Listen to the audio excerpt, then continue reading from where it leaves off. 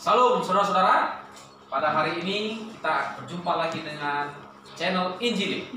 Kita akan mendengarkan pemaparan tafsiran dari Saudara Desman tentang pakaian imam. Kami persilakan. Namun sebelumnya perkenalkan, nama saya Desman Jazebua. Saya kuliah di STT Hadismus Misa Jakarta. Jadi saya mengambil prodi Pak. Jadi saya menafsir di kitab Keluaran pasal 28 ayat pertama sampai 43. Di sini mengenai pakaian imam. Di latar belakangnya yaitu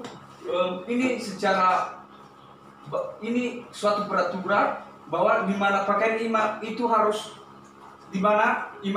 memakai suatu pakaian jubah besar sebagai selaku imam besar utusan para imam waktu itu.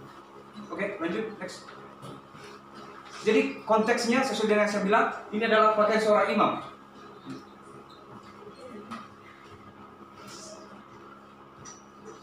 Masuk di tafsiran pasal ayat pertama sampai 5 itu mengenai Harun memegang jabatan imam bagi Tuhan.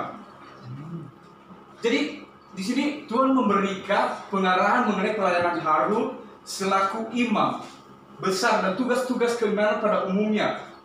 Imam adalah utusan bagi Tuhan, di mana imam ini harus berpegang kepada firman Tuhan. Apa yang disampaikan Tuhan, itulah yang dia turuti. Lanjut.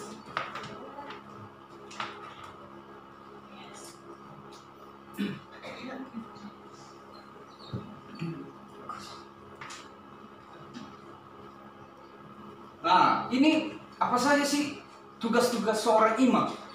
Imam bertugas sebagai pemimpin ibadah. Tugas mereka mencakup mempersembahkan korban sesuai dengan imamah 9 dan memberkati umat. Imam juga memberkati umat.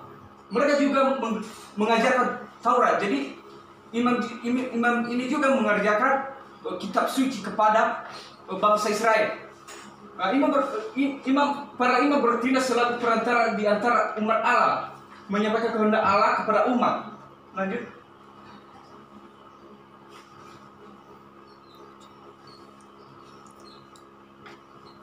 Ayat yang ke-6 sampai yang ke-11 ini mengenai baju efod. Baju efod merupakan pakaian yang longgar, tanpa lengan dan menjangkau hingga ke lutut. Baju efod suatu pakaian lengan yang pendek terbuat dari bahan yang sama seperti tenda kemah suci. Lanjut, nanti kedepannya ada penjelasan gambarnya mengenai baju efod, pakaian seorang imam. Ini di ayat 15 sampai 29 itu tutup dada. Ayat 15 mengenai tutup dada. Seorang imam tutup dada atau saku merupakan sebuah kantong yang terbuat dengan bahan yang sama dengan efod. Ketika imam besar melayani di dalam tempat ibadah, dia membawa seluruh beban dan kebutuhan bangsa Israel bukan hanya pada tempat kekuatan, yaitu di atas pundaknya, tetapi juga di dalam hatinya. Lanjut. Nah, sesuai yang saya bilang, ini adalah gambar jubah seorang imam besar, yaitu Harun, di mana menjelaskan bahwa dia harus membuat pakaian seperti ini. Di atas sudah sangat jelas, di atas kepalanya itu dinamakan serban, bisa dilihat di ayat 39. Jadi di sini ini tatam ini adalah terbuat dari emas, ini bukan sembarang jubah. Tutup dada ini dari sini. Ini 12 batu permata di sini, sesuai dengan suku bangsa Israel. Jadi baju efodnya, di sini kemeja ini sudah menjelaskan secara keseluruhannya baju seorang imam. Lanjut.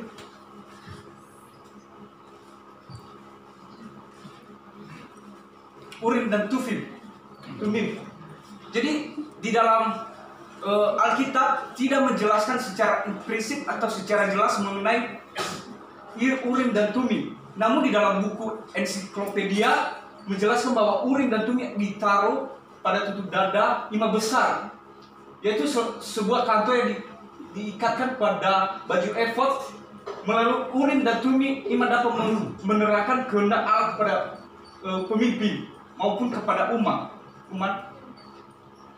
Jadi yang membedakan di sini adalah Urim dan Tumim ini adalah bisa dikatakan dua batu yang berwarna putih dan yang berwarna hitam.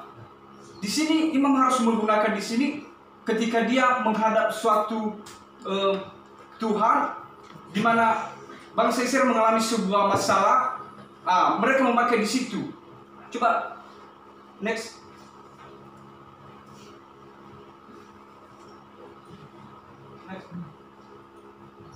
Nah, sesuai yang saya bilang, ini ada dua batu, putih dan hitam. Di sini, bila imam menghadap Tuhan atau meminta suatu masukan dari Tuhan, mereka melemparkan ini. Coba kita lihat, dua batu ini akan dilempar seperti ini. Jadi, yang pertama kita perhatikan, bila yang terbuka keduanya berwarna putih, jadi itu jawabannya ya. Yang kedua, bila yang terbuka keduanya warna hitam, berarti tidak. Tuhan tidak setuju. Jadi yang ketiga, kalau yang terbuka adalah dua warna hitam dan putih, berarti tidak ada jawaban sama sekali. Lanjut.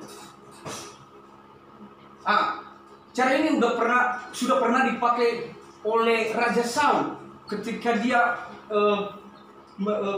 mendapatkan suatu jawaban kepada Tuhan bahwa apa yang dia perlukan, apa yang diperlukan bangsa Israel pada waktu itu.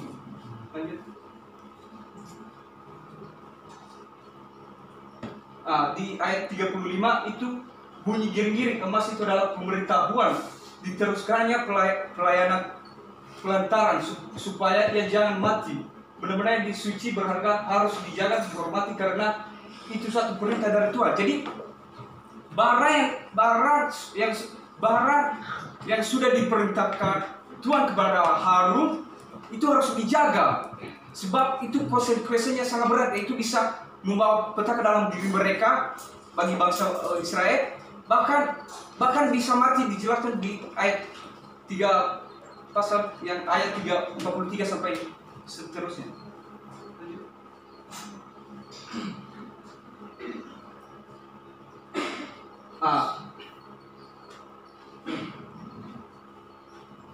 Di sini di ayat 39 sampai 40 itu mengenai kemeja atau jubah ini merupakan turunan kain lenan menurut pola yang cocok dan dipakai dekat pada tubuh. Lanjut.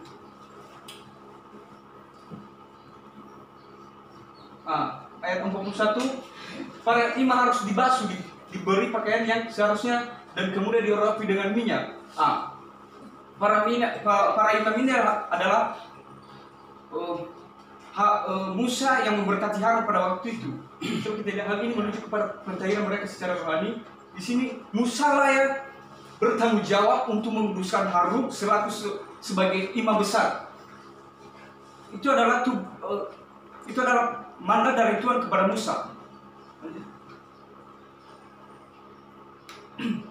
Di ayat 42 sampai 43 bahwa Harun dan anak-anaknya hanya menjalankan tugas keimaman sewaktu memasuki kemah pertemuan atau mezbah. Mereka akan memakai jubah yang panjang, di dalamnya jangan kosong, harus memakai celana pendek. Jadi di sini ketika mereka menghadap Tuhan ke bait suci, mereka harus memakai jubah.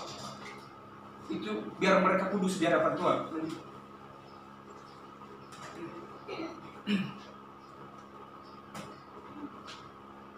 Jadi penutupnya di sini sama seperti setiap anggota keluarga imam harus menataati standar Allah berkenan dengan kehormatan dalam berpakaian ketika menjalankan tugas mereka.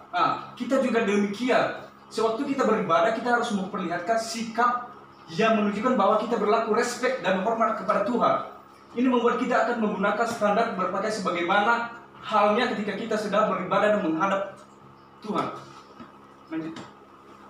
Jadi kesimpulannya di sini kita bisa belajar bahwa dari pakaian iman di Israel kita bisa belajar pentingnya. Yang pertama, bisa mencari petunjuk atau bimbingan dari Tuhan. Yang kedua, hidup menjadi kudus di hadapan Tuhan. Yang ketiga, menjadi orang yang sadar diri dan berlaku terhormat kepada Tuhan. Jadi sekian presentasi saya. Terima kasih. Ya, terima kasih. Ini menarik bicara tentang pakaian iman atau imam atau baju ephod. Ya, kita baca bersama bahwa ini merupakan perintah dari Tuhan kepada Musa. Dan kemudian Musa menghabiskan Harun beserta anak-anaknya ketika mau menghabiskan dan ketika mereka nanti memakai dalam konteks melakukan tugas mereka sebagai imam, maka mereka harus memakai itu karena itu merupakan suatu tanda ketaatan dan kekudusan dari Tuhan. Ya. Dan menariknya adalah ada 12 batu permata nama suku Israel, yaitu pertanda bahwa Tuhan memang mengenal bangsa Israel sebagai umat pilihannya. Dan kemudian menariknya ada Urim dan Tumim, ya, itu sebagai batu undian untuk menanyakan ya maksud Tuhan. Misalnya dalam konteks Daud berperang, ya, umat Israel, Daud bertanya kepada Tuhan, apa tandanya? Dia harus datang kepada imam dan imam berdoa kepada Tuhan, apakah yang harus dilakukan? Apakah berperang? Apabila ya, maka keluar putusannya, atau tidak, ya, seperti itu ya. Nah, oke. Menurut Saudara Desmond, ya, pada masa kini kita tidak lagi memakai baju efod, ya, dan beberapa gereja hanya memakai misalnya jubah hitam, ya, itu dari Eropa kan. Dan kemudian pada konteks kekinian lagi hanya pakai jas, ya, pakai kemeja dasi. Ya, kira-kira bagaimana relevansinya? Ya, pada konteks ini apakah dosa kalau nggak pakai baju efod, hanya pakai kemeja saja mengkorban melayani itu, bagaimana? Kira-kira? Iya Pak, menurut saya di situ Pak, ini apa? Sudah ada. Jadi di masa kini itu nggak menjadi masalah, tapi di sini diharuskan kita berpakaian rapi. Apalagi seorang wanita kan, kita harus benar-benar berpakaian melayani biasa. Termasuk juga pria sebenarnya harus berpakaian rapi ya. Artinya pada masa kini kita tidak lagi diwajibkan berpakaian efod, karena itu adalah konteks pada masa perjanjian lama. Apabila kita lihat lagi pergeserannya pada progresif pada perjanjian baru, maka para imam perjanjian baru itu tidak menjadi suatu keharusan. Dan kemudian kalau kita lihat Tuhan Yesus sendiri, pakaiannya bukan pakaian efod lagi. Tuhan Yesus itu hanya memakai jubah yang biasa, ya kan? Jubah yang biasa dan tidak memakai efod.